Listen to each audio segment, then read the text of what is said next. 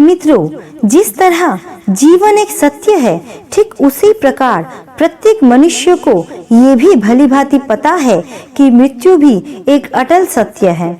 गरुड़ पुराण में जन्म से लेकर मृत्यु और उसके बाद आत्मा के सफर तक के बारे में कई बातें बताया गया है। ये ऐसे रहस्यों से पर्दा उठाता है जिनके बारे में जानने की जिज्ञासा कई लोगों के मन में रहती है। इतना ही नहीं, गरुड़ पुराण में मृत्यु से जुड़े संस्कारों को लेकर कई नियम भी बताए गए हैं, जिनका पालन करने से मृतक की आत्मा को शांति मिलती है, उसे अच्छी गति प्राप्त होती है। वही पूर्वजों के आशीर्वाद से इंसान के परिवार को सुख समृद्धि मिलता है। दुनिया का सबसे बड़ा रहस्य है, आखिर मृत्यु के बाद क्या होता है। मित्रों, आज हम जानेंगे कि मृत्यु के बाद जीवात्मा कितने दिन तक घर पर रहती है। हमारे धर्म शास्त्रों में इस विषय में क्या क्या बताया गया है, ये जानने के लिए आप वीडियो को अंत तक जरूर देखिएगा और हमारे चैनल को लाइक एंड सब्सक्राइब जरूर कीजिएगा। मित्रों, आपको बता दें कि गरुड़ पुराण वैष्णव संप्रदाय से संबंधित है और इसके अनुसार इस सृष्टि के पालनकर्ता भगवान विष्णु है। गरुड़ पुराण के अनुसार मृत्यु के बाद दो यमदूत आकर उस आत्मा को 24 घंटे के लिए यमलोक ले जाते हैं और उस 24 घंटे की यात्रा के दौरान उसको उसके जीवन में किए गए पाप या पुण्यों को दिखाया जाता है। उसके बाद उस जीवात्मा को वापस उसके घर में छोड़ दिया जाता है जहां उसने अपने प्राण त्यागे थे, और अगले 13 दिनों तक वो जीवात्मा वही अपने परिवार के बीच में ही रहती है। वो जीवात्मा अपने शरीर का मोह त्याग नहीं कर पाता, इसलिए बार बार अपने शरीर में प्रवेश करने की कोशिश करती रहती है, लेकिन प्रवेश नहीं कर पाती। वो जीवात्मा अपने परिवार, दोस्तों और पड़ोसियों को रोते हुए देखकर बहुत उदास होती है और उनको शांत करवाने के लिए चीखती है, उन्हें पुकारती है, परंतु उसको कोई नहीं सुन पाता। उसके बाद वो अपने मृत शरीर को देखती है और भूख प्यास से पीड़ित होकर जोर जोर से रोने लगती है। गरुड़ पुराण में ये भी बताया गया है कि इंसान अपने जीवन काल में जाने अनजाने में पुण्य कर्मों से ज्यादा पाप कर्म करता है।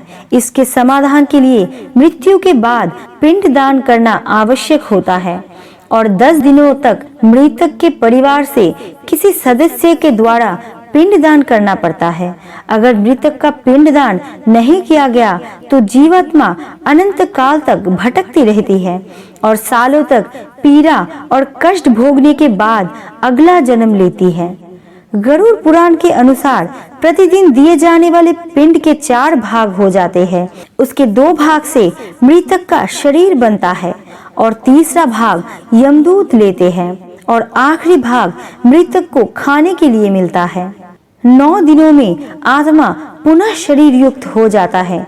शरीर बन जाने पर प्राणी को अत्यधिक भूख लगने के कारण 10वें पिंड आधार रूप में प्राप्त होता है।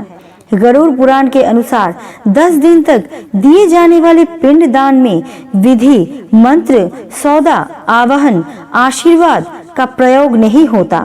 सिर्फ नाम और गोत्र से पिंड दान दिया जाता है। मृतक के दाह संस्कार के बाद पुनः शरीर उत्पन्न होता है। मृतक के शरीर के जल जाने के बाद पिंड दान द्वारा उसे 1 हाथ लंबा शरीर प्राप्त होता है, जिससे वो यमलोक में अपने अच्छे बुरे कर्म भोगने जाता है। पहले दिन जो पिंड दान दिया जाता है उससे मूर्धा का विकास होता है। दूसरे दिन के पिंड दान से ग्रीवा और दोनों स्तंद बनते हैं।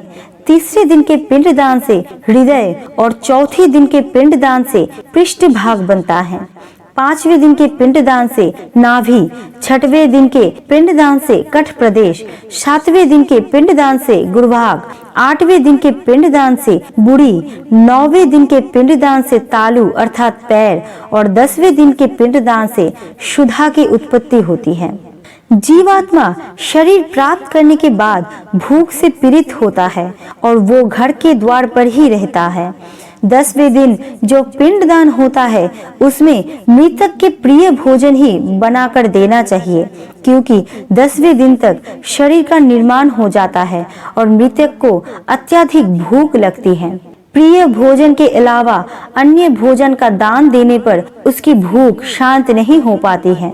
11वें और 12वें दिन प्रेत भोजन करता है। मरे हुए स्त्री और पुरुष दोनों के लिए ही प्रेत शब्द का इस्तेमाल करना चाहिए।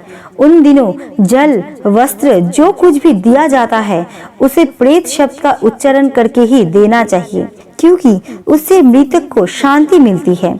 13वीं होने के बाद यमदूत वापस से उस प्रेत को यमलोक ले जाते हैं।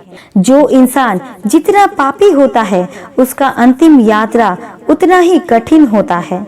जो व्यक्ति पुण्यवान और भक्तिवान होगा उसकी स्वर्ग की यात्रा उतनी ही सुखदायी होगी। इसलिए हमें ये ध्यान रखना चाहिए कि कर्मों के फल जीते जी ही नहीं बल्कि मृत्यु के बाद भी भोगने पड़ते हैं।